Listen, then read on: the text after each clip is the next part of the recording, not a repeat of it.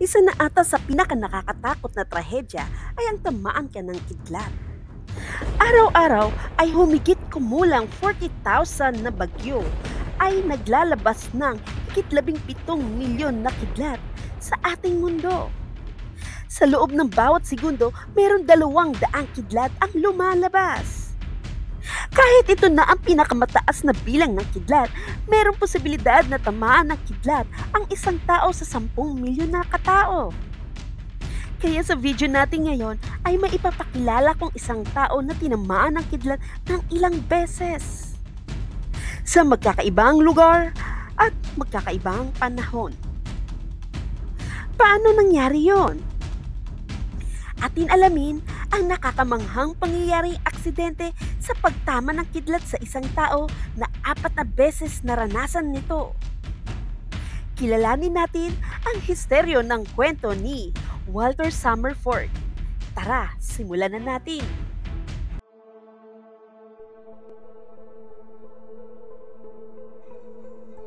Histeryo.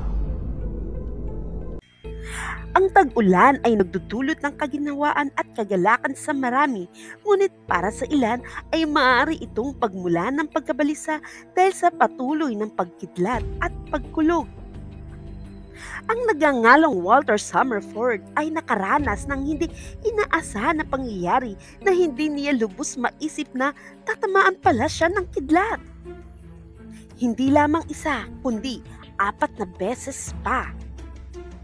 Ang unang pagharap niya sa kidlat ay naganap noong 1918. Si Walter Summerford ay nagsilbi bilang isang major sa British Army noong unang digmaan pandaigdigan.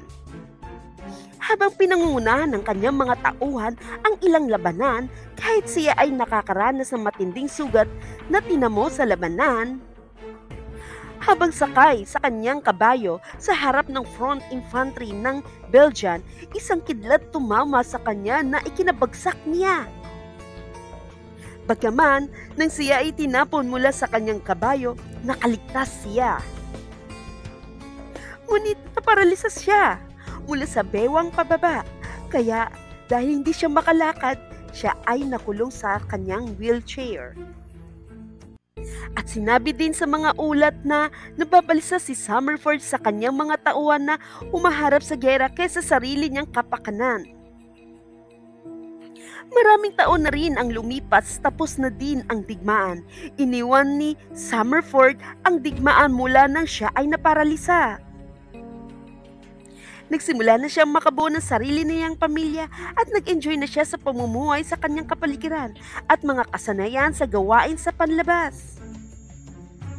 Katulad na lang ng pangingisda, nahilig at nahumaling siya sa gawain na ito at nagbigay sa kanya ng kasiyahan. Ngunit ito rin pala ang magiging mitya sa ikalawang pagkakataon na tatamaan muli siya ng kidlat. Taong 1924, habang siya ay nangingisda, nakaupo siya sa ilalim ng puno na hawak ang isang patpat nang bigla na lang kumidlat. Ang kidlat ay tumama sa puno kung nasaan siya. Nahati ang puno papunta sa kanyang kinauupuan at kasama siya sa puno na tinamaan ng kidlat. Nakakapagtaka na ang ikalawang pagtama ng kidlat kay Walter ay hindi lamang ito nasaktan sa makatuwid. Nakatulong pa ito sa pagpapagaan sa kanyang paralysis.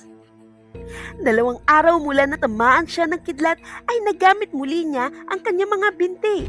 Himala talagang maituturing ang nangyari na ito.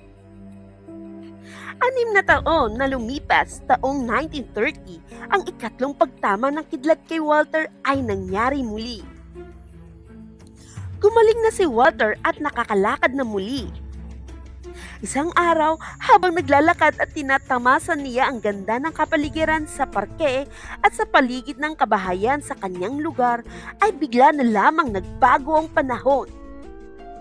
Ang maaliwalas na kalangitan ay bigla na lamang nagdilim. Isang pamilyar na bitak na sumalubong sa kanya at tinamaan na naman siya ng kidlat. Muli, nakaligtas siya, ngunit paralisado na naman siya. Sa huling pagtama ng kidlat sa kanya ay nagpahirap sa kanyang katawan at problemadong medikal na natili siyang paralisado hanggang siya ay namatay noong taong 1932. Sinabi ng pamilya niya na labis na naghirap sa buhay si Walter at masyadong nag-isip sa karanasan na naganap sa kanya na isang malaking sumpa na hindi niya mawari kung bakit. Namatay na lamang siya na nakaranas ng ikatlong pagtama ng kidlat sa kanyang katawan. Subalit, sinabi ko 4 na beses, di ba? Tuloy pa rin natin ang kwento. Si Walter Summerford ay inilibing sa Mountain View Cemetery sa Vancouver kung saan pinatayuan ng simpleng headstone ng kanyang pamilya. Taong 1936, 4 na taon mula nang siya ay mamatay. Nakahimlay na siya sa ilalim ng lupa sa sementeryo. Nagkaroon muli ng bagyo.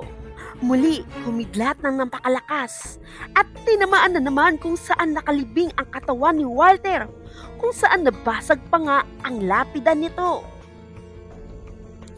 Meron ba kayong napansin? Tuwing tatamaan kasi ng kidlat si Walter ay kada 6 na taon nangyayari ito. Nagsimula noong taong 1918, sumunod ay 1924 at sumunod ay taong 1930. Kahit nakahimlay na siya sa kanyang libingan, hindi pa rin siya tinigilan ni kidlat na nangyari noong taong 1936. Isang napakalaking katanungan kung bakit. Isang sumpa ba ito? Siguro o pwede. O sadyang pinakamalas na tao lamang sa kasaysayan? Totoo ba ang lahat ng ito? Kayo na lang ang humusga. Ikomento nyo na lamang ang inyong mga kasagutan. Kaya, kayamanan ng kaalaman, dapat natin ito iusbong sa tama at kabutihan. Anong masasabi nyo sa video natin ngayon?